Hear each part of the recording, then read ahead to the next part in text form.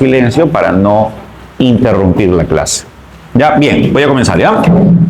Vamos a continuar, escúchame, vamos a continuar con el tema que comenzamos la semana pasada. ¿Cuál fue el tema que comenzamos la semana pasada? ¿Cuál fue el tema que comenzamos la semana pasada? Ya, pero terminamos antropogénesis. ¿Cuál fue el siguiente tema? La comunidad primitiva en el mundo. ¿Ya? Bien.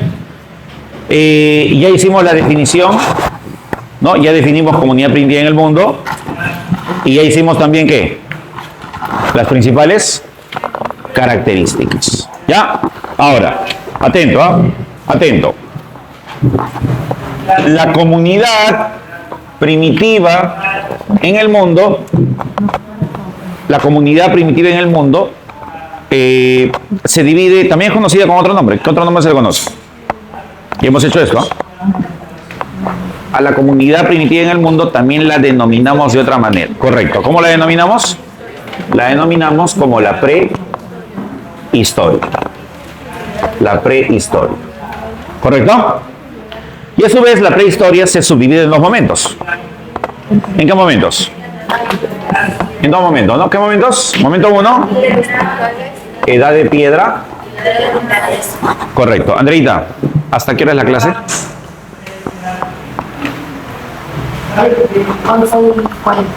11:40. Ya. ¿Estás segura, no? Ya, 11:40.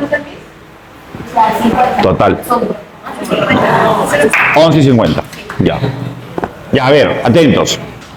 Entonces te decía, escucha, la comunidad primitiva en el mundo prehistoria se divide en dos momentos. ¿Cuáles son? La edad de piedra y la edad de los metales. Sencillo, ¿no? ¿Por qué edad de piedra? ¿Por qué edad de piedra? Fácil, porque la piedra se convierte en la principal materia prima ¿para qué? Para elaborar armas y herramientas, ¿cierto? ¿Y la edad de los metales por qué? ¿Edad de los metales por qué? Porque los metales reemplazan o van reemplazando progresivamente la piedra y se convierten en la materia prima básica para hacer armas y herramientas. Entonces aquí primero la piedra y luego los metales. Ahora, a nivel de la edad de piedra también hay una evolución en el desarrollo de la piedra. Y esa evolución se expresa a través de las etapas que tendrá la edad de piedra. ¿Cuáles son las etapas que tendrá la edad de piedra? Paleolítico, mesolítico y neolítico. ¿Correcto? Y la edad de los metales también tiene una evolución. ¿Cuál es su evolución? Primer metal empleado, cobre. Segundo metal empleado, bronce. Tercer metal empleado, hierro. ¿De acuerdo? Entonces hay toda una evolución también. En esta parte de la clase vamos a concentrarnos aquí, en la edad de piedra. ¿Ya? Etapas. ¿Cuáles son los momentos de la edad de piedra? Te lo acabo de decir.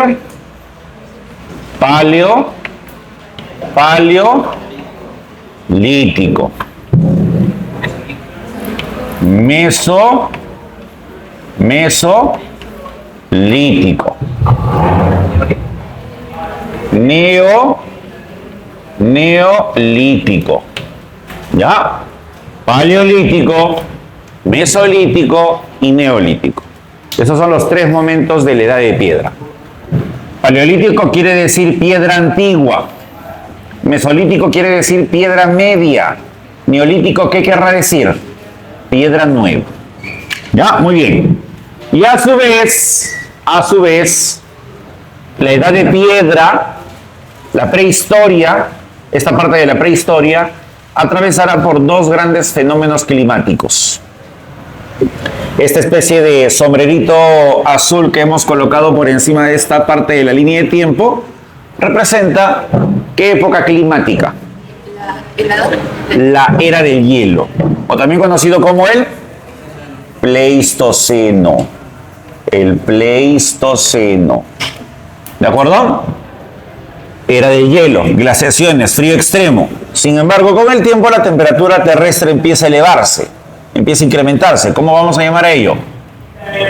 ¿Cómo vamos a llamar a ello? A ello se le llama el Holoceno. ¿Ya? Pleistoceno, Holoceno. No te olvides, ¿ah? Muy bien. Ahora vamos a desarrollar las características más resaltantes de cada una de estas tres etapas. Características más resaltantes de cada una de estas tres etapas. Comenzamos con el Paleolítico. Principales características del Paleolítico. Atentos, ¿ah? Primera característica importante. Durante el Paleolítico, el hombre practica una economía de subsistencia. Ya, economía de subsistencia.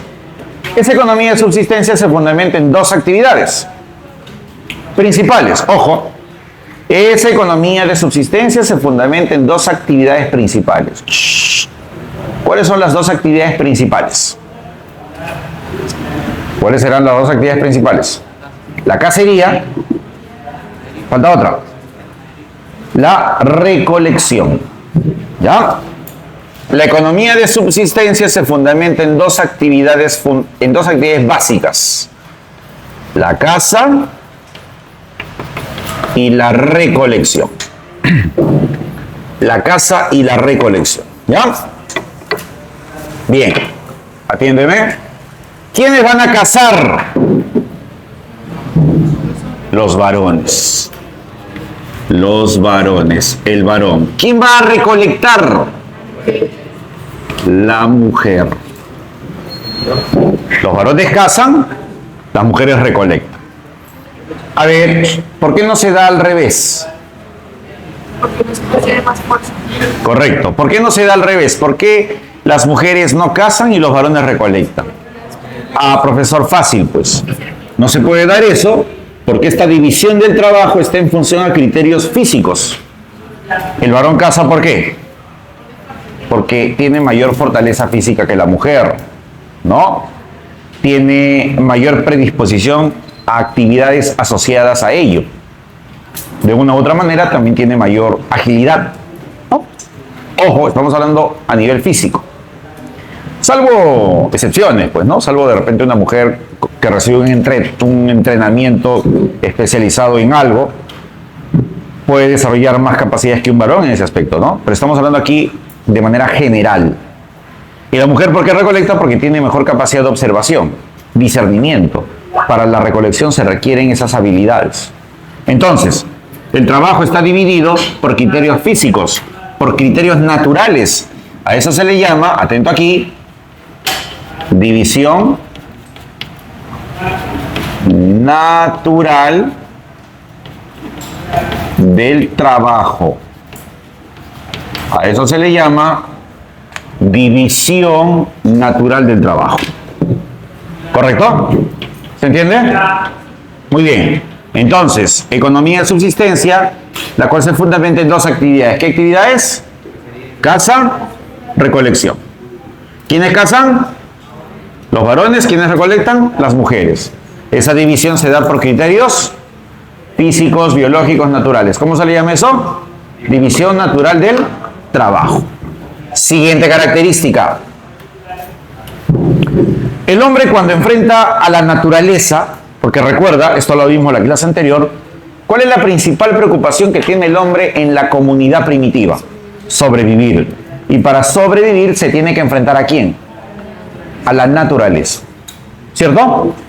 En ese enfrentamiento contra la naturaleza, el hombre, pregunta para ti, ¿el hombre lo hace de manera individual o de manera colectiva? De manera colectiva, pues. O sea, organizándose en grupos. Pregunta, ¿cómo se llaman los grupos que el hombre forma en el Paleolítico? ¿Cómo se les llama a los grupos que el hombre forma en el Paleolítico? ¿Manadas? No, eso más apropiado para animales inferiores, ¿no? No, familias todavía no, las familias surgen posteriormente. ¿Cómo se llaman los grupos que forma el hombre para enfrentarse a la naturaleza en el Paleolítico? Se les llama bandas. Entonces, otra característica, organizados en bandas. ¿Ya? Organizados en bandas. No te olvides, ¿ah? Bien. ¿Qué es una banda? Una banda es un grupo relativamente pequeño de 20, 30 integrantes, un poco más, poco menos, y en donde todos sus integrantes, ¿qué comparten? Comparten vínculos de sangre. ¿De acuerdo? Comparten vínculos de sangre, ¿ah? Profesor, una pregunta. Si comparten vínculos de sangre, entonces es una familia. ¿Por qué no se le llama familia en lugar de banda? Sencillo. No se habla de familia como tal, porque si bien es cierto, todos los integrantes de la banda comparten vínculos sanguíneos, vínculos de sangre, pero ellos no identifican ese parentesco. O sea, ellos no identifican esas relaciones que se dan a partir de vínculos de personas con la misma línea sanguínea. O sea, ellos no identifican la condición pues de padres, hermanos, tíos, sobrinos, abuelos, no. Justamente eso se expresa en la práctica de relaciones endogámicas. Otra característica de la banda es la práctica de relaciones endogámicas. ¿Qué son las relaciones endogámicas? Vínculos sexuales entre los mismos miembros de la banda. Vínculos sexuales entre los mismos miembros de la banda. Esas son relaciones endogámicas. Entonces, esa es otra característica de la banda. O sea, en otras palabras, relaciones incestuosas. Y tú sabes que en las sociedades ya en donde se construye la idea de familia, se construye un entorno de valores asociados a ello, ¿no? Hay una serie de valores que van a ir defendiendo la idea de familia. Y justamente dentro de esos valores que se materializan a través de prácticas, teóricamente hablando, en una familia no debe de existir ¿qué? No debe existir ¿qué? Relaciones endogámicas. Pues.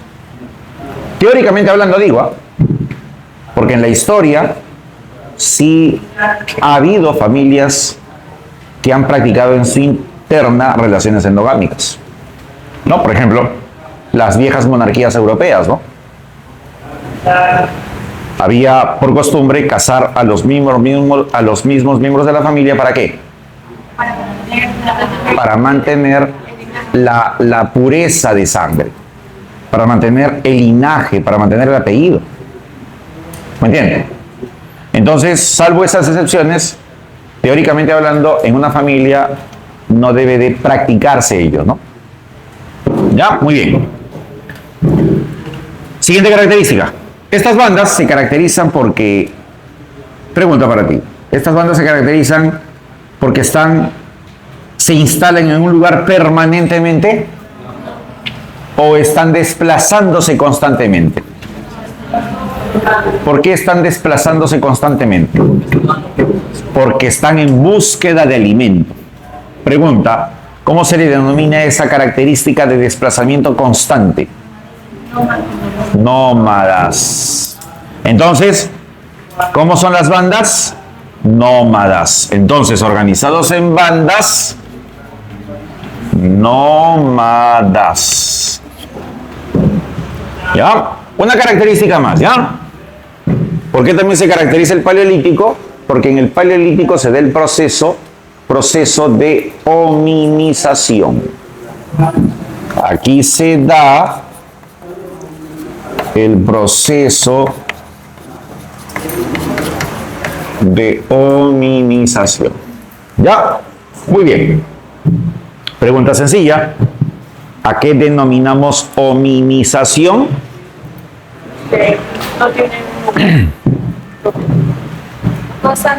¿A qué denominamos hominización? No. Eso es nómadas.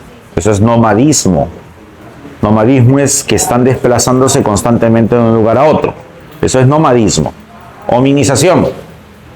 ¿Qué significa hominización?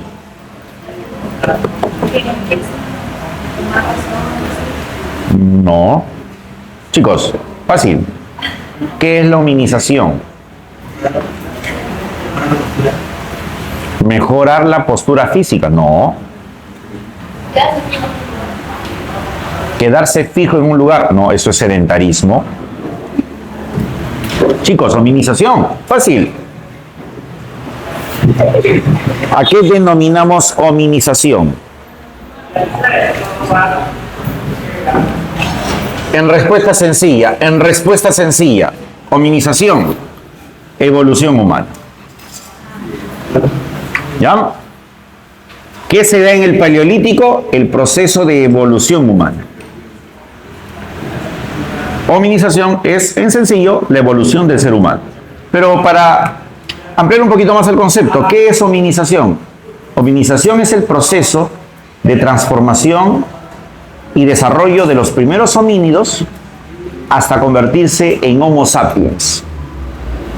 Y ese proceso de transformaciones y desarrollo no solo abarca el aspecto biológico, físico, sino también ¿qué aspecto abarca?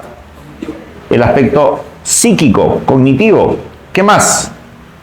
El aspecto social, la relación que tiene el hombre con otros hombres. Y el aspecto cultural. ¿De acuerdo? Entonces, vuelvo a repetir. ¿Qué es la hominización? ¿Qué es la hominización? En el concepto un poquito más ampliado que te acabo de dar.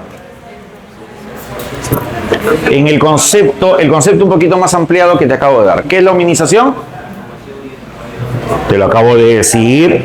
¿Qué es la hominización? Es el proceso de transformaciones y desarrollo que experimentan los primeros hombres, ¿no? Hasta convertirse en Homo sapiens. Y cuando te hablo de los primeros hombres, ¿a quién me refiero? Me refiero, por ejemplo, a el Homo habilis, el Homo erectus, el Homo antecesor, el Homo ergaster, el Homo neandertal, el Homo sapiens, hasta llegar a ser sapiens, ¿no? Entonces, la hominización es todo ese proceso de desarrollo, que repito, no solo abarca los aspectos físicos, biológicos, sino también ¿qué aspectos? Psíquicos, cognitivos, sociales y culturales. Eso es hominización. ¿Ya? Ahora, pregunta. ¿La hominización fue un proceso largo o corto? ¿Largo o corto? Un proceso larguísimo, muchachos. Fue un proceso que demandó cientos de miles de años. Cientos de miles de años, ¿ah? Para que tengas una idea. Y ojo, como es un proceso que demanda muchísimo tiempo, miles de años, algunos cientos de miles de años, el Paleolítico fue un periodo de larga duración, de mediana duración o de corta duración. Larga duración. Para que tengas una idea, imagínate, esta regla es una línea de tiempo. Ya, imagínate, ¿no? Línea de tiempo, ¿eh? Aquí comienza la historia humana. Hoy en día estamos aquí, siglo XXI. ¿Qué porcentaje de toda esta línea de tiempo abarca el Paleolítico? Solo el Paleolítico. Solo el Paleolítico abarca aproximadamente el 90% de toda la historia humana. Y en el 10% restante está todo lo demás hasta el día de hoy. ¿Me entiende? Justamente es aquí que se da el proceso de hominización. ¿Ya? En ese sentido, el Paleolítico se divide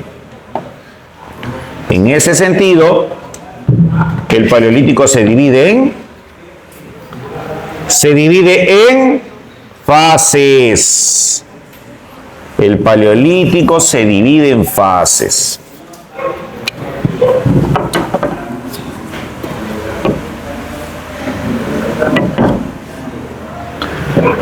¿Cuántas son sus fases? Fácil. ¿Cuántas son sus fases? Correcto. Sus fases son 3. ¿Ya? Sus fases son 3. Atento, ¿ah? ¿Cuáles son esas fases? Muy bien. Paleolítico inferior. ¿Cuál es el otro? Medio, muy bien. Correcto. Y el Paleolítico superior. ¿Ya? ¿Qué vamos a ver ahí? Justamente cómo se dio el proceso de hominización. sustentado en las evidencias más conocidas, más representativas. ¿Ya? Considerado el primer ser humano. Correcto. ¿Quién es el primer ser humano? ¿Quién es el primer hombre que pisa o que se desarrolla en el planeta? El primer hombre, como tal, hombre ya, el Homo habilis. Escucha, él es considerado el primer ser humano, el primer hombre. ¿Y por qué se le considera el primer hombre? Ojo, él físicamente, su apariencia está más cerca a la de un primate actual que la de un hombre actual. O sea, más parece un primate actual que un hombre actual. Era pequeño, medía 1,10 m promedio, tenía un cerebro pequeño, 400-500 centímetros cúbicos. Su cuerpo estaba cubierto de pelos, tenía excesiva pilosidad, o sea, más parecía un chimpancé que un hombre. Pero ¿por qué ya se le considera el primer ser humano? Ya puede desplazarse en sus extremidades inferiores, o sea, es bípedo. Es correcto, pero no es por eso. Porque, ojo, ya antes de él, ¿quién era bípedo? Y hay una especie anterior bípeda, los Australopithecus. Antes de los Homos existían los Australopithecus. Y los Australopithecus eran primates muy avanzados. Y ese avance se expresaba a través del bipedismo. Pero, a pesar de ser bípedos, los Australopithecus no están en la línea de evolución humana directa, o sea, no son considerados seres humanos. Y ellos sí. ¿Por qué? Porque era ¿Por qué? Fácil.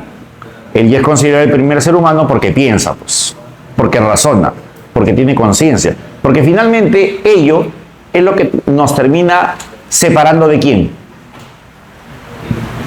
Finalmente ello es lo que nos termina separando de quién. De los demás animales. No, recuerda que nosotros somos animales, nosotros pertenecemos al reino animal.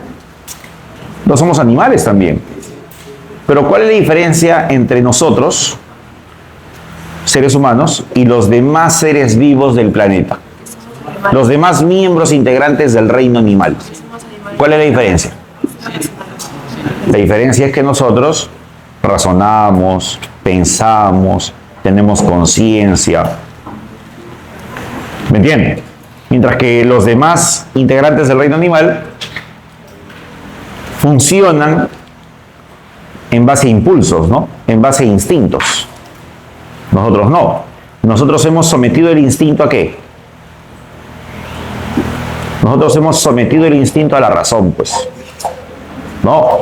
La razón es la que de una u otra manera calibra nuestro instinto. ¿Me entienden? ¿Ya? ¿Y dónde se expresa? Escucha, ¿dónde se expresa la capacidad que tiene él para pensar, para razonar? Claro. Por eso, pues no entiendo, con un cerebro de 500 centímetros cúbicos, casi como la de un chimpancé, ¿qué tanto podía pensar el habilis? Bueno, en realidad no mucho, ¿no? Pero ya hay eso ya. ¿Y dónde se expresa que él ya piensa, que él ya razona? Correcto, pero ¿cómo se materializa ello? ¿Cómo se materializa que él ya piense? Tiene que haber resultado de que... O el hábil decía, no, ya pienso. No decía eso, ¿no? Claro. ¿Dónde se expresa, dónde se materializa que él ya tiene razonamiento, él ya piensa? Fácil. En la fabricación de herramientas de piedra. Él fabrica herramientas de piedra. ¿Qué otro integrante del reino animal, fuera de los hombres, tiene la capacidad de fabricar herramientas de piedra? O herramientas en general. ¿Qué otro integrante del reino animal tiene la capacidad de fabricar herramientas de piedra? Ninguno. Porque ya, ¿qué significa fabricar herramientas? Razonarnos. Y él desarrolla eso, ¿no? ¿Qué hace el habilis? elabora las primeras herramientas líticas. Elabora las primeras herramientas líticas. Él desarrolla lo que algunos han denominado la peble culture. La peble culture, la cultura de la piedra. Ya, muy bien. Ese es el Homo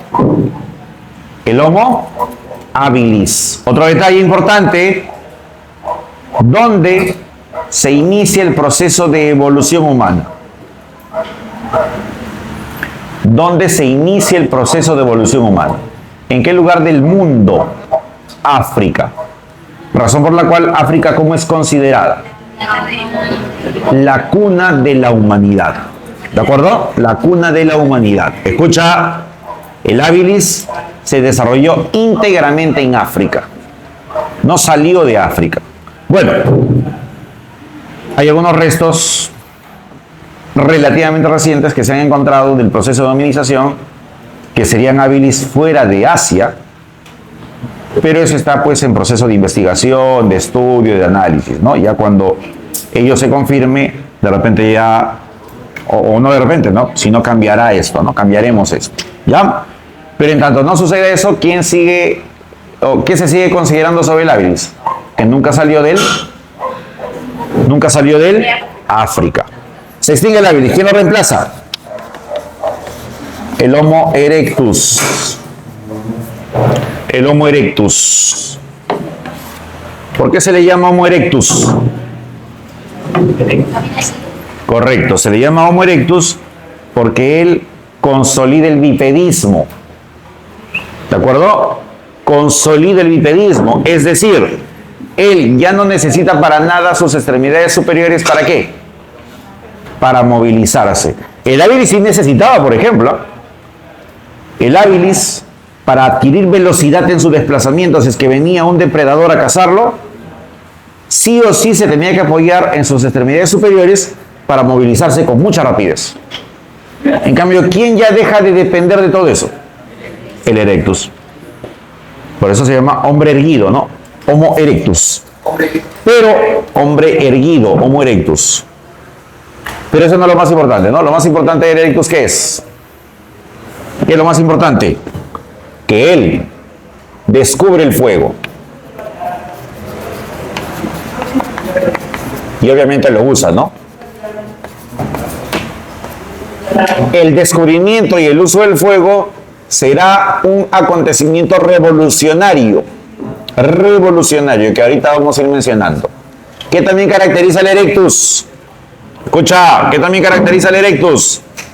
Él es la primera especie en salir ¿de dónde? ¿En salir de dónde? Sale del África. ¿Y llega a dónde? ¿Llega a dónde? ¿A dónde llegó? Llegó a Asia. Y también llegó a Europa. Ya, sale de África.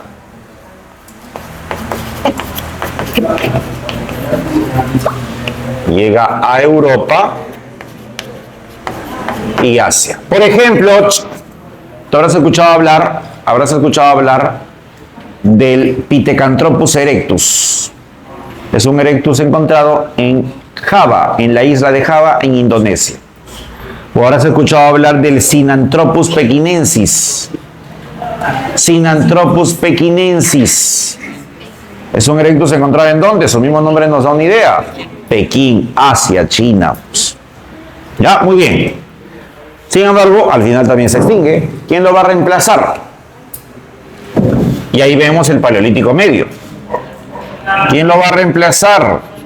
El Homo Neandertal. Ya, el Homo Neandertal. Una especie mucho más avanzada que las dos anteriores. ¿Por qué se caracteriza el Neandertal? Ojo, ¿quién descubre el fuego? El erectus. ¿Qué logra hacer el Neandertal? Domesticarlo. O sea, el Neandertal domestica el fuego. Él ya tiene conocimiento ¿de qué? ¿De qué? De cómo generarlo, pues. Él tiene un dominio total sobre el fuego. Entonces, ¿qué hace el neandertal? Domestica el fuego. Es una preparación que Domestica y al momento de la cosa, el fuego. Ya, el neandertal. ¿Qué también caracteriza al neandertal? estamos asumiendo ¿Qué también caracteriza al neandertal? Escúchame, que esto es importante, ¿ah? es una preparación para El neandertal, a tener un dominio total sobre el fuego, digamos que le pongan la su dieta mejora sustancialmente. Su dieta. ¿Por qué mejora sustancialmente? Porque ahora puede cocinar los alimentos. luego están en segundo, Ahora puede cocinar la carne. Y al cocinar la carne, la ingesta de carne se intensifica, se incrementa. La ingesta de carne y grasas va a estimular el desarrollo físico. El neandertal es físicamente más grande, es más corpulento. Es más, salud. Se dice que es el hombre o sea, mejor adaptado al frío. no O sea, él el profesor Robert ahí, es la mejor adaptación humana al clima pleistocénico. no es. Y en gran medida, eso se debe al elevado nivel de consumo de qué? De carne. ¿Por el dominio de qué? Académicamente, Del fuego. Y también, ¿de qué otra manera se va a expresar ese desarrollo, ese consumo considerable de carne en un mayor desarrollo de su cerebro? esto fue un rato, pero cuando Y ese cerebro mayor desarrollado generará conocimientos superiores. Por ejemplo, a él se le, cuando hablamos ya del neandertal, hablamos de que él desarrolla el lenguaje articulado. ¿De acuerdo? O sea, ya puede hablar, ya puede comprender lo que habla. ¿Cómo se sabe eso? Fácil. En los restos óseos encontrados del neandertal, sobre todo restos asociados al cráneo, se ha podido ver que en el cráneo se ha podido estudiar, ¿no? Analizar y concluir que en el cráneo ya el neandertal tiene las áreas que se encargan exclusivamente del lenguaje. ¿Cuáles son las áreas que se encargan exclusivamente del lenguaje? El área de Broca y el área de Wernicke. ¿Ya? No te olvides. Muy bien. Entonces, ¿qué desarrolla él? ¿Qué desarrolla él? Te lo acabo de decir. Te lo acabo de decir. El lenguaje articulado. Área de Broca y área de Wernicke. ¿Ya? Bien. Y también ese cerebro más complejo que va a generar otro tipo de funciones. Por ejemplo, el neandertal desarrolla las primeras ideas mágico-religiosas. ¿Dónde se expresa el desarrollo de las primeras ideas mágico-religiosas?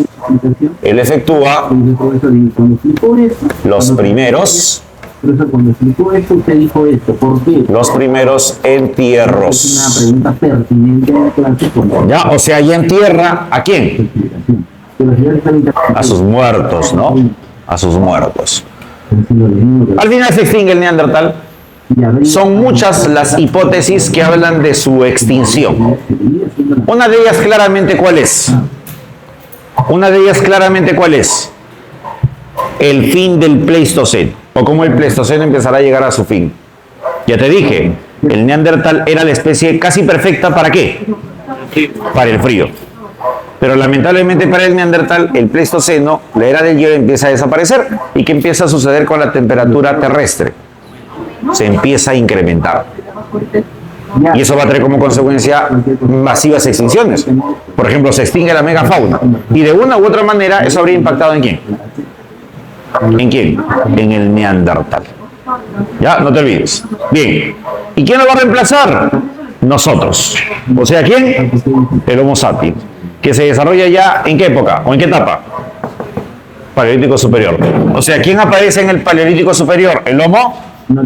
Homo sapiens. O también llamado,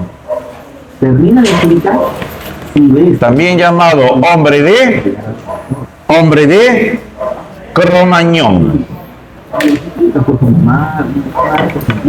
Hombre de Cromañón. Ya, hombre de Cromañón. No te olvides, ¿no? Bien. ¿Qué caracteriza al sapiens su hombre de Cromañón? Nosotros, somos nosotros ya. Por ejemplo, herramientas sofisticadas. ¿Qué elabora él? Herramientas y armas sofisticadas. ¿Qué elabora él? Elabora el arco y la flecha. ¿Qué más hace él? Él ya hace arte, es artista. ¿Qué arte? Arte rupestre. ¿Qué es el arte rupestre? ¿Qué es el arte rupestre, jóvenes? ¿Qué es el arte rupestre? Es de cultura general, ¿ah? Arte rupestre. Pinta escenas de su vida cotidiana al interior de sus cuevas. ¿De acuerdo? ¿Y qué es lo que pinta? ¿Qué es lo que pinta? Correcto. Escenas de su vida cotidiana. O sea, por ejemplo, él cazando. Él recolectando. Escúchame. ¿Cuál sería una de las funciones del arte rupestre? ¿Cuál sería una de las funciones del arte rupestre? Transmitir esos conocimientos a las generaciones jóvenes, a los más jóvenes, a las recientes generaciones. Yo, a través del arte rupestre, a través de una pintura en donde yo estoy cazando un mamut o un megaterio, yo y los demás miembros del grupo estamos cazando, estamos enseñándole a los más jóvenes más o menos cómo se efectúa la caza de dicho animal. En ese sentido, ¿qué función tendría el arte rupestre? Educativa, pedagógica. Esa sería una de las funciones, porque tiene otras funciones más, pero esa sería una de las principales. ¿Cuál es uno de los yacimientos más importantes de arte rupestre en el mundo? Uno de los yacimientos más importantes de arte rupestre en el mundo es la cueva de Altamira. ¿En dónde? En España. Pero ojo, el Sapiens no solo hace arte rupestre, él hace otro tipo de arte también. ¿Qué otro tipo de arte? El arte mobiliar. El arte mobiliar.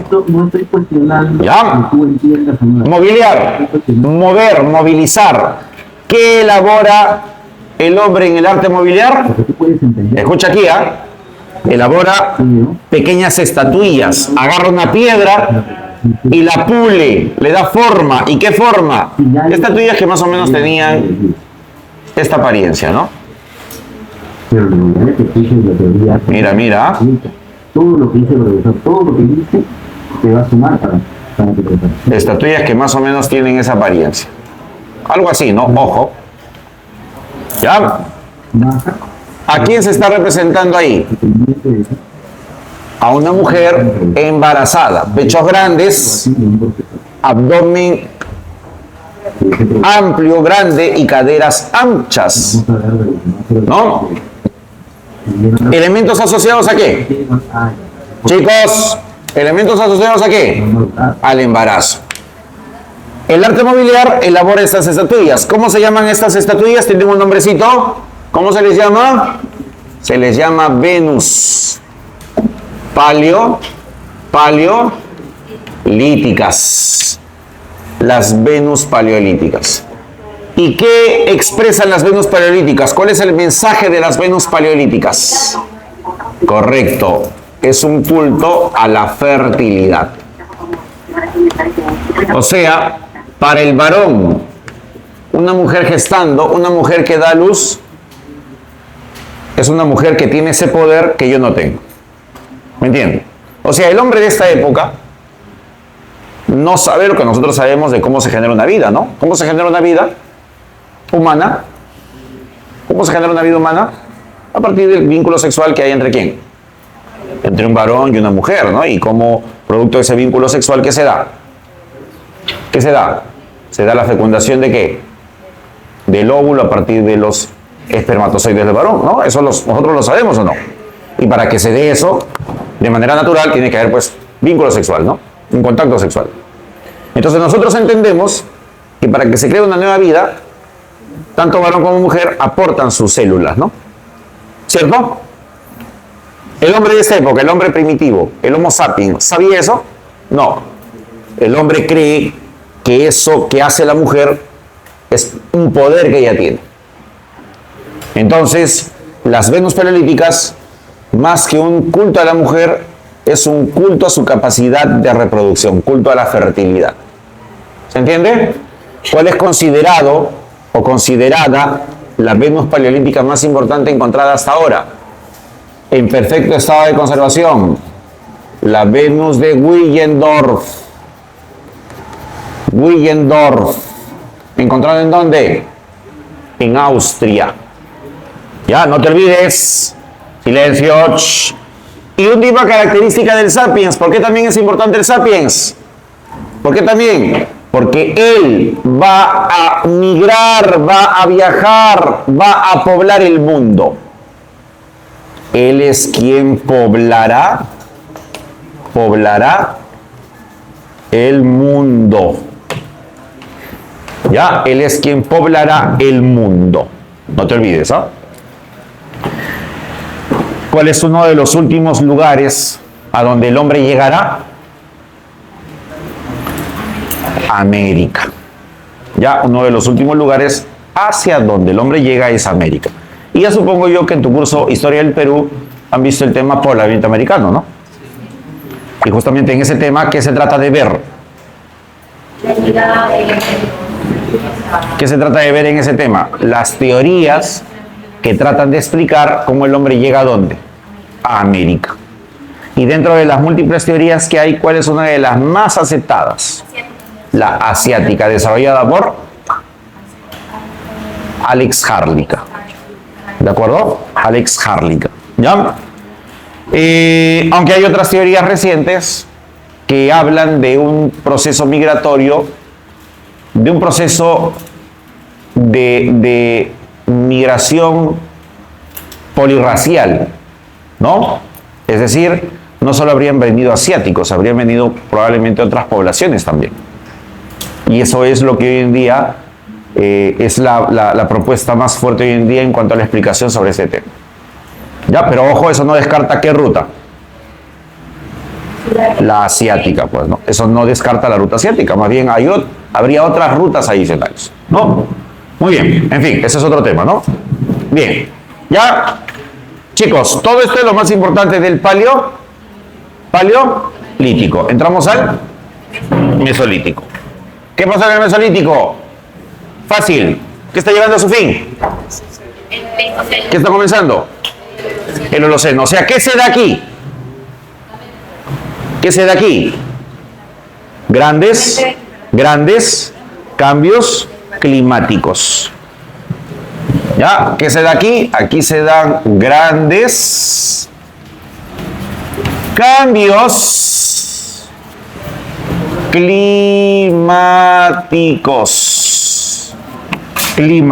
Grandes cambios climáticos. ¿Qué está llegando a su fin? Fin del Pleistoceno. Y con el fin del Pleistoceno, ¿qué consecuencias va a traer el fin del Pleistoceno? ¿Ya? ¿No? ¿Qué consecuencias va a traer el fin del Pleistoceno? Chicos, vamos. ¿Qué consecuencias va a traer el fin del Pleistoceno? El fin del Pleistoceno traerá como consecuencia, bueno, va a traer muchas consecuencias, ¿no? Una de las principales es la desaparición de la megafauna, ¿no? Por ejemplo, desaparecen ¿qué animalitos? Los mamuts. Desaparecen los tigres dientes de sable. Pregunta, ¿eso será positivo o negativo para el hombre?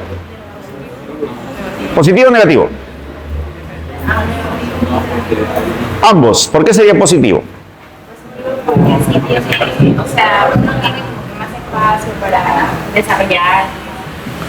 Es como que menos peligros, quizás. Ya, muy bien, su compañera dice, ¿no? Profesor, desaparece el tigre diente de sable, ya pues el hombre ya no tiene ese peligro del tigre diente de sable. Antes salía y el tigre estaba al acecho para cazarlo. Pero ¿acaso no surgirán o no evolucionarán esos felinos en otros felinos? Claro. Pero independientemente del envergadura o no, un león no termina siendo una amenaza para el ser humano, ¿o no? Claro. Entonces, no es tanto así como tú dices, ¿no? Que al desaparecer la megafauna, ahora el hombre está más tranquilo porque ya no hay mucho peligro. No. Más bien, las consecuencias de la desaparición de la megafauna, de la extinción de la megafauna, son consecuencias más negativas que positivas. ¿Por qué negativas? Porque al desaparecer la megafauna, desaparece la principal fuente de alimentos que tenía el hombre. Independientemente de que el mamut o el tigre de sable u otros animales de la megafauna sean muy peligrosos, eran vitales para la existencia de ¿quién? Del ser humano. ¿Por qué? Porque esa era la fuente de ¿qué? De alimento, pues.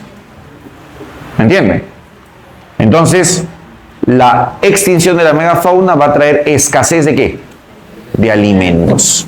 Entonces, grandes cambios climáticos, fin del Pleistoceno.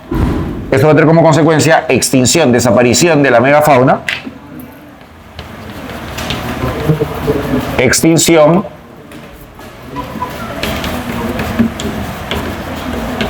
de la megafauna.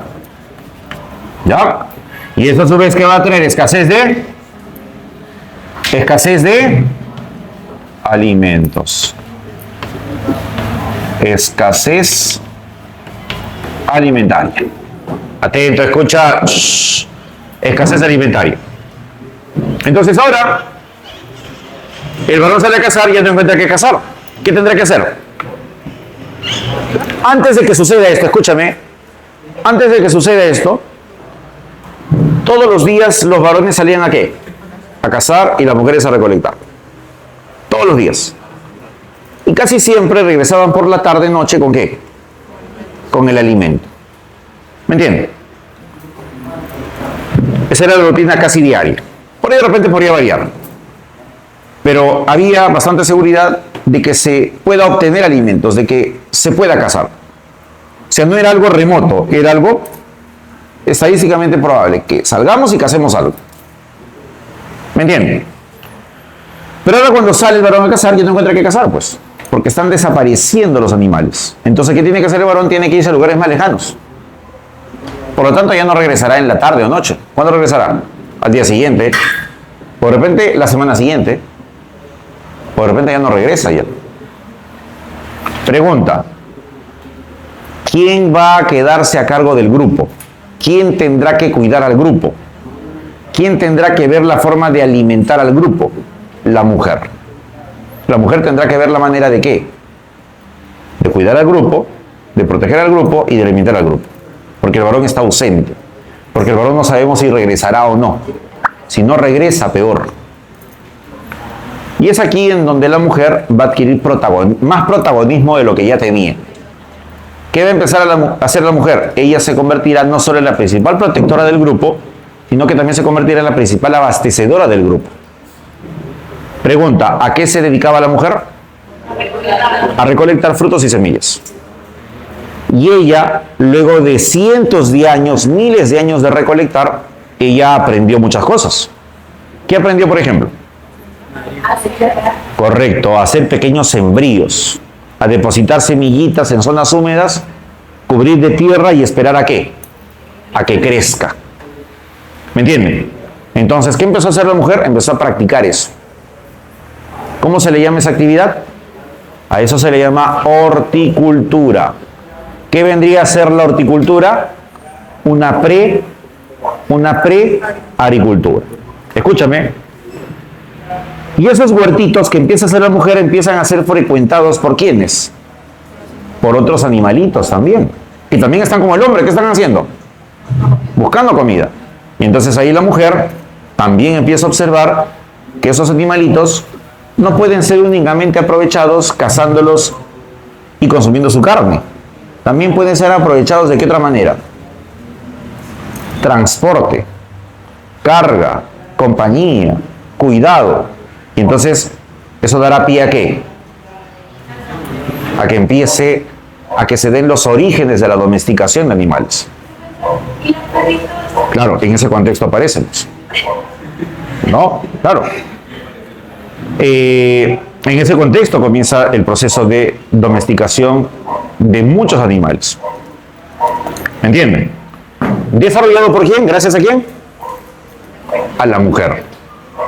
Por eso te digo, la mujer va a adquirir un mayor protagonismo del que ya tenía. Y es más, todo eso que le va a dar a la mujer le va a dar cierto poder. Tanto así que incluso la mujer va a pasar a dirigir la sociedad.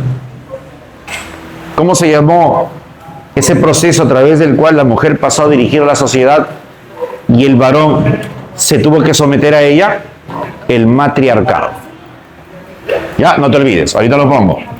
Entonces ponemos aquí, surge la horticultura y el pastoreo. ¿Pastoreo de qué? ¿Pastoreo de qué? De animales. Surge la horticultura y el pastoreo de animales. ¿Ya? ¿Y quién lo desarrolla todo eso? Chicos, ¿quién lo desarrolla? La mujer. Y eso va a tener como consecuencia una suerte de empoderamiento ¿de quién? Empoderamiento de la mujer. Vuelvo a repetir, ¿cómo se le va a llamar ese empoderamiento de la mujer? Matriarcado. ¿Ya? ¿Cómo se organizan o cómo se llaman los grupos en el Mesolítico? ¿Cómo se llamaban los grupos en el Paleolítico? Bandas. ¿Cómo se llamarán los grupos en el Mesolítico? ¿Cómo se les llama? Se les llama clanes. Muy bien. Organizados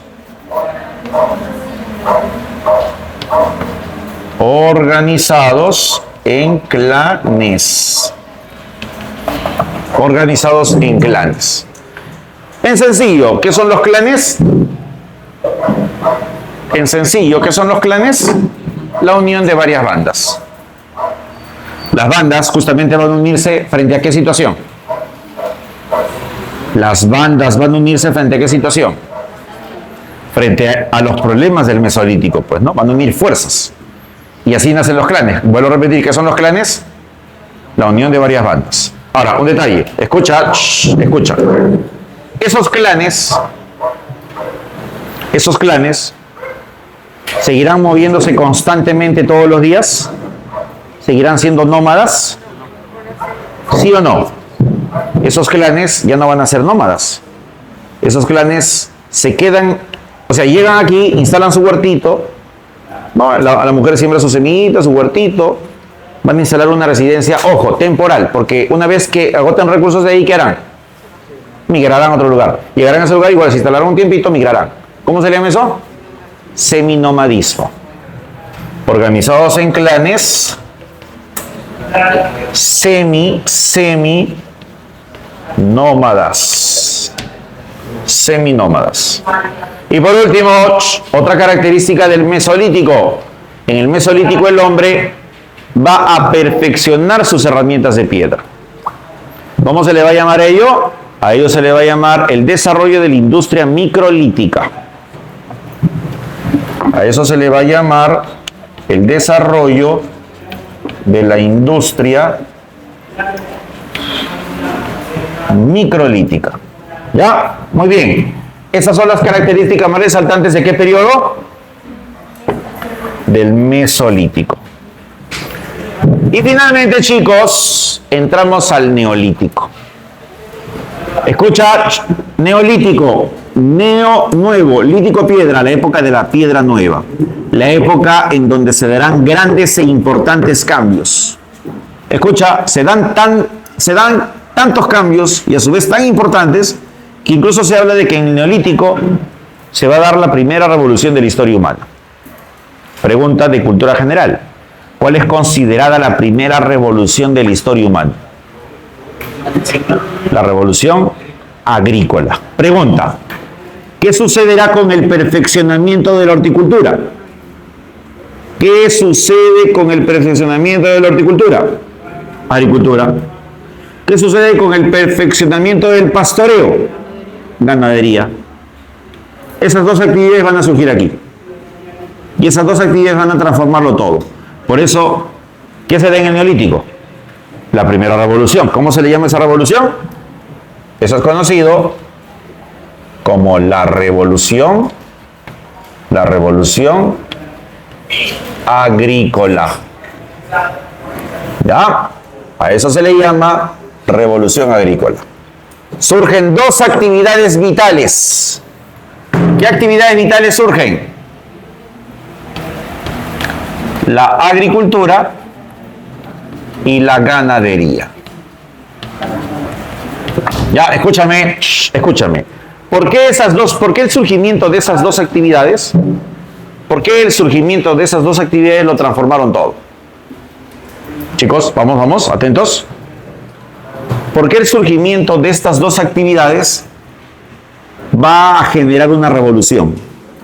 ¿Por qué el surgimiento de estas dos actividades lo van a transformar todo? ¿Por qué?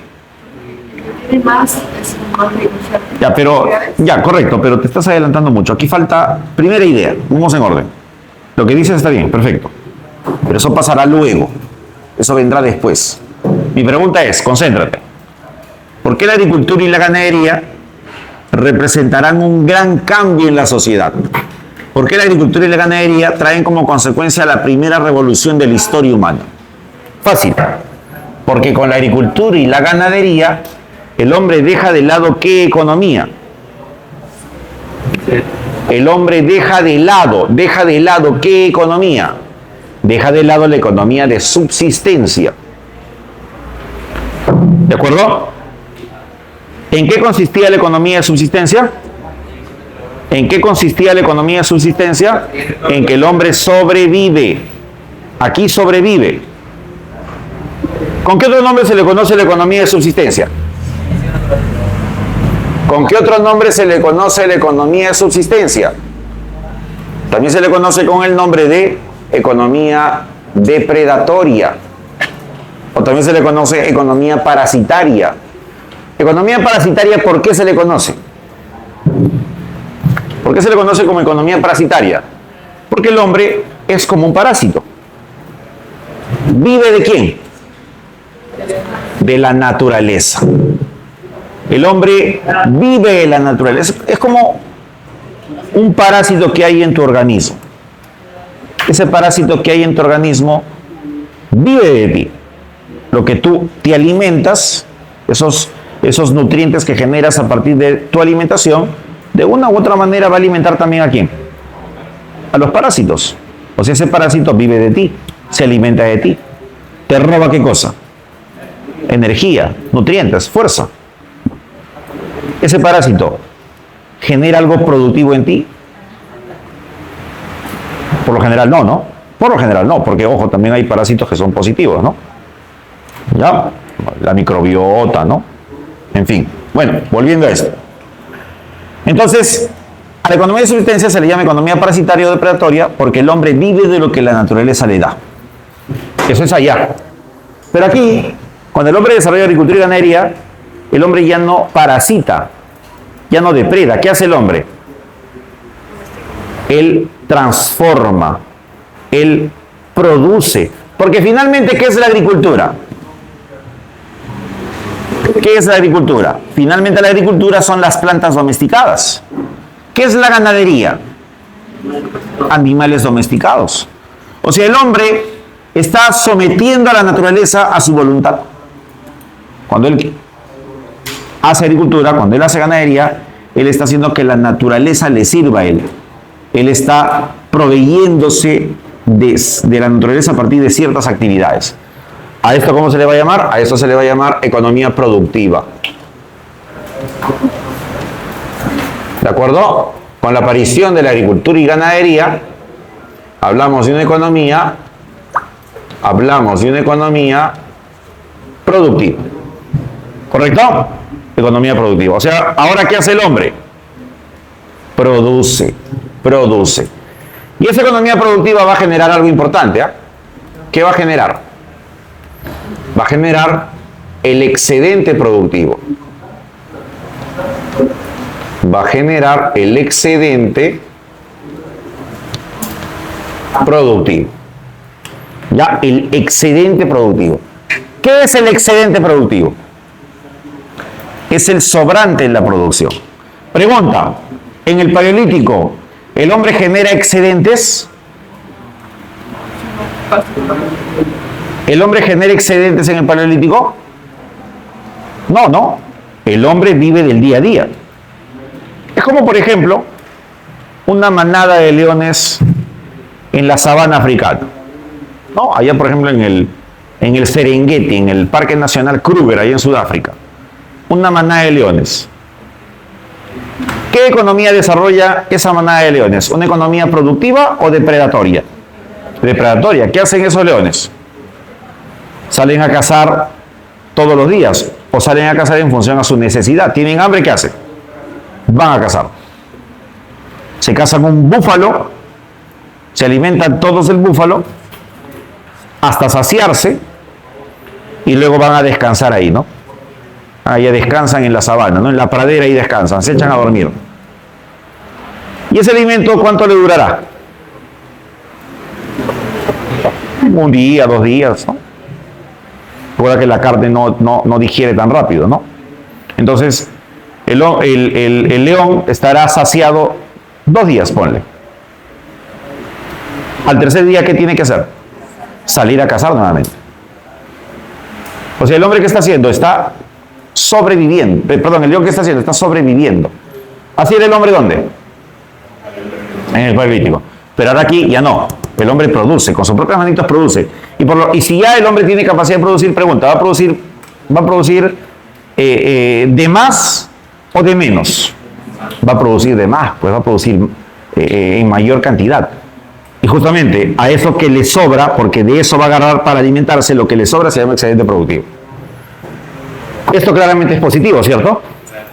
Pero también será negativo. ¿Por qué? Porque el excedente productivo con el tiempo se va a convertir ¿en qué? ¿En qué se convertirá el excedente productivo con el tiempo? El excedente productivo generará la aparición de la propiedad privada.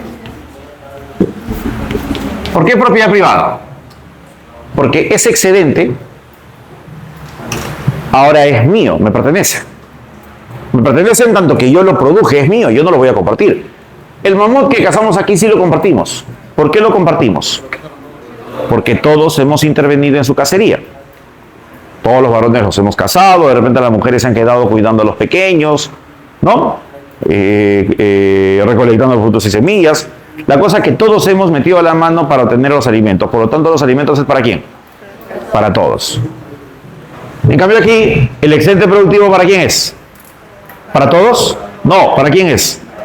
Para el quien lo ha producido. ¿Se entiende la idea? Entonces, ese excedente productivo con el tiempo se va a convertir en propiedad privada. Ahora es mío, me pertenece. Y la propiedad privada a su vez, ¿qué va a generar? La propiedad privada a su vez va a generar hombres que tienen y hombres que no tienen. Gente que tiene y gente que no tiene. O sea, clases sociales. Clases sociales. Y cuando aparecen las clases sociales, por lo general van a aparecer 2 clases sociales. ¿Quién? El dominante y el dominado. El dominante, ¿por qué domina? Porque es el propietario de los recursos, pues. El propietario de los recursos va a aprovecharse ¿de quién? Del que no tiene recursos. Yo tengo recursos, tú no tienes recursos, supongamos. Pero tienes hambre. Entonces tú vas a recurrir a mí, ¿no? Porque yo tengo recursos. Dame parte de lo que tienes, pues tengo hambre, me vas a decir. Y yo te voy a decir, ya está bien. Pero con una condición. ¿Qué condición? Tienes que servirme. Tienes que trabajar para mí. Y así que fue naciendo el esclavismo. La nueva sociedad que reemplazará ¿qué? La nueva sociedad que reemplazará ¿qué? La nueva sociedad que reemplazará la comunidad primitiva. Esto es comunidad primitiva. ¿Ya? Muy bien. No te olvides de eso, ¿eh? Entonces, aparece la propiedad privada, las clases sociales, y las clases sociales traen como consecuencia la explotación del hombre por el propio hombre. Explotación explotación del hombre. ¿Correcto? Bien, atento aquí. ¿Cómo se organiza el hombre en el Neolítico? Correcto. ¿Cómo se organiza el hombre en el Neolítico, niños? Paleolítico, bandas. Mesolítico, clanes. Neolítico, tribus.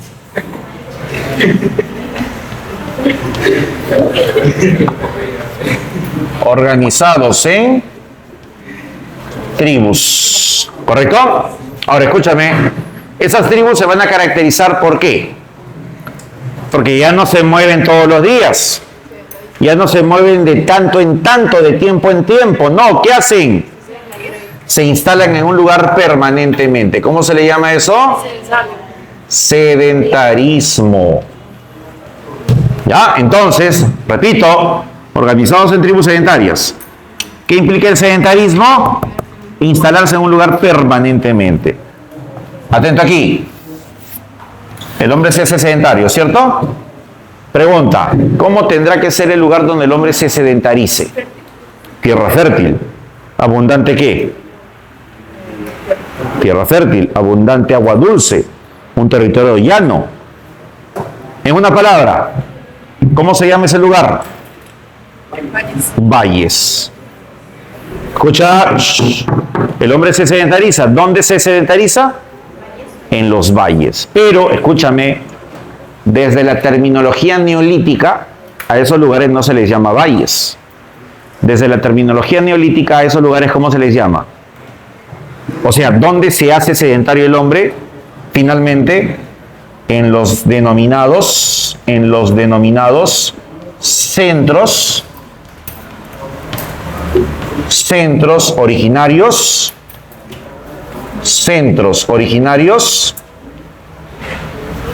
agrícolas. Entonces, si yo te pregunto a ti, ¿qué fueron los centros originarios agrícolas? ¿Cuál sería tu respuesta? No. O sea, sí, pero no. ¿Cuál sería la respuesta más precisa? ¿Qué fueron los centros originarios agrícolas? Si yo te pregunto, ¿no? ¿Qué fueron los centros originarios agrícolas? No te compliques, sencillo. ¿Qué fueron los centros originarios agrícolas? Ah, profesor, fácil. Son los lugares en donde se dará la revolución agrícola. Son los lugares en donde se dará la revolución neolítica. Ojo, a la revolución agrícola también se llama neolítica. ¿Ya? Y en el mundo, ¿cuántos centros originarios agrícolas hubieron? En el mundo, ¿cuántos centros originarios agrícolas hubieron? En el mundo, ¿cuántos? 4. Primer centro originario agrícola. Atento aquí, ¿eh? Primer centro originario agrícola. Medio y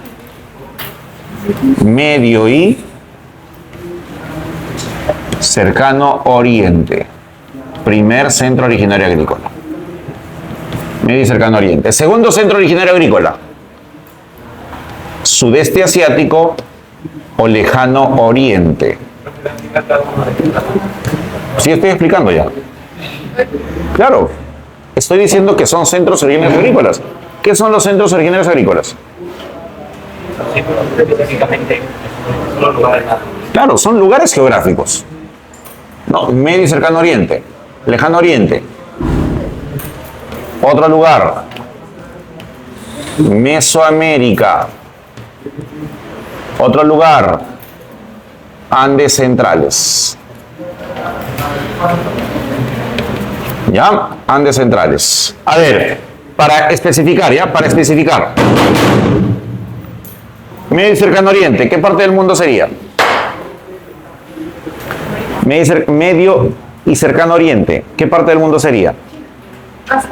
Medio y cercano oriente. ¿Qué sería? La zona de Asia Menor. ¿Ya? Más o menos en donde florecerá con el tiempo civilizaciones como Mesopotamia y Egipto. Lejano Oriente. Lejano Oriente, China, India. Mesoamérica. Mesoamérica. Centroamérica. Andes centrales. Andes centrales. Andes centrales. territorio andino, peruano. ¿Ya? Esos son los Andes centrales. Vuelvo a repetir, ¿cómo se les llama a estos lugares? Centros originarios agrícolas. ¿Por qué son importantes estos lugares? Porque aquí, ¿qué floreció? ¿Qué floreció? ¿Qué floreció? La agricultura y ganadería por primera vez. ¿Ya? No te olvides. Andes centrales, territorio del Perú. O sea, ¿el Perú fue un centro originario agrícola? Sí. El Perú fue uno de los pocos lugares en el mundo en donde floreció ¿qué cosa? ¿Qué floreció? La agricultura y la ganadería. Y ojo, otro detalle. Estos centros originarios a su vez serán focos civilizatorios. ¿Qué quiere decir eso? Que ahí florecerán con el tiempo ¿qué cosa? Las civilizaciones. Las primeras civilizaciones. ¿Ya? Para terminar ya. El hombre es ese sedentario, ¿cierto? ¿Qué también tiene que hacer para sedentarizarse? Correcto. Para sedentarizarse, ¿qué también tiene que construir su vivienda? ¿Dónde va a vivir? Entonces aquí surgen las primeras viviendas. ¿Cuáles fueron una de las primeras viviendas de la historia? Los llamados palafitos. ¿Qué eran los palafitos? Eran viviendas elevadas sobre zonas pantanosas o próximas a los ríos. ¿Por qué se hacían elevadas? Si son próximas a los ríos, ¿qué podía pasar con esa vivienda? Inundarse a partir del desborde del río. Entonces una manera de evitar eso era construyendo la vivienda elevada. Esos son los palafitos. Con el tiempo ya no habrá una vivienda, dos, habrá muchas. ¿Cómo se le llama? Aldeas. Con el tiempo la aldea crece y se convierte en ¿qué? Pueblos. Con el tiempo el pueblo crece y se convierte en ¿qué? Ciudades. ¿Cómo se le llama a toda esta evolución? Toda esta evolución recibe un nombre, ¿eh? ¿Cómo se le llama? A esto se le llama la revolución urbana. A esto se le conoce como la revolución urbana. ¿Ya? O sea, chicos, la revolución urbana es consecuencia de ¿qué? Jóvenes, la revolución urbana sería consecuencia de ¿qué? La revolución urbana sería consecuencia de ¿qué? Del sedentarismo, pues. ¿Y el sedentarismo es consecuencia de qué? De la revolución agrícola. El hombre se hace sedentario gracias a ¿qué? ¿Gracias a qué? A que practica agricultura y ganadería. ¿Cierto? Entonces, revolución agrícola, todo lo que generó, sedentarismo, y el sedentarismo que generó, revolución urbana. Y la revolución urbana es la evolución de los primeros espacios que construye el hombre para vivir hasta la construcción de ¿qué? De grandes ciudades. ¿Cuáles son las primeras ciudades de la historia? Hay un montón. Te menciono algunas aquí. Primeras ciudades de la historia, hay un montón. Te menciono las principales aquí, o algunas. Por ejemplo, está la ciudad de Catalhuyuk. ¿Qué más? Está la ciudad de Jericó. Está la ciudad de Jarmo. Catalhuyuk, ¿dónde queda? Turquía. Jericó, ¿dónde queda? Palestina. Jarmo, ¿dónde queda? Irak. ¿De acuerdo? ¿Se entiende? Y de esa manera, chicos, de esa manera que se dio, la revolución agrícola, la revolución neolítica. Y con la revolución neolítica se da el paso de las sociedades no clasistas a las sociedades clasistas. ¿Qué quiere decir sociedades no clasistas? No había clases sociales. Pregunta, ¿en el Paleolítico existen clases sociales? ¿Hay un hombre primitivo que podía decir yo soy superior a otro hombre primitivo? No. Ya te dije, ¿cuál era la principal preocupación del hombre? Sobrevivir. Y más bien, ¿qué había que fortalecer en ese contexto para sobrevivir? La unión, el colectivismo, la comunidad. En cambio aquí, ¿qué aparece ya? Aquí, ¿qué aparece ya? Las clases sociales, la propiedad privada, la transformación de la sociedad. Por eso se habla de qué? ¿De qué? De revolución. Pues porque finalmente una revolución, ¿qué trae? Transformaciones. Ya, cierro con esto. Gran parte de todo lo que hemos desarrollado aquí es el estudio efectuado por un investigador norteamericano. Es más, a ese investigador norteamericano es a quien se le atribuye el término de revolución agrícola o neolítica. Revolución agrícola o neolítica, para no olvidarnos. Y cierro con eso. ¿Quién es ese investigador a quien se le atribuye eso? ¿Cómo se llama? Ese investigador a quien se le atribuye gran parte del análisis que acabamos de hacer. ¿Quién es? Es un personaje llamado Gordon Childe. Ya, no te olvides, ¿no? Gordon Childe. O sea, Gordon Childe es quien desarrolla la teoría de la revolución agrícola o neolítica. Agrícola o neolítica. ¿Ya? ¿Se entiende, chicos? Muy bien. Vamos a avanzar hasta aquí. Aquí nos vamos a quedar. Ya saben las recomendaciones de siempre, ¿no? Copien, estudien, repasen. ¿Ya? Y ahí en casa, chicos, gracias. Gracias por su atención. ¿Ya? Gracias, chicos. Ya, apágalo. Ya, ahí está. Ahí están sus micros. ¿Van a tomar esto, no?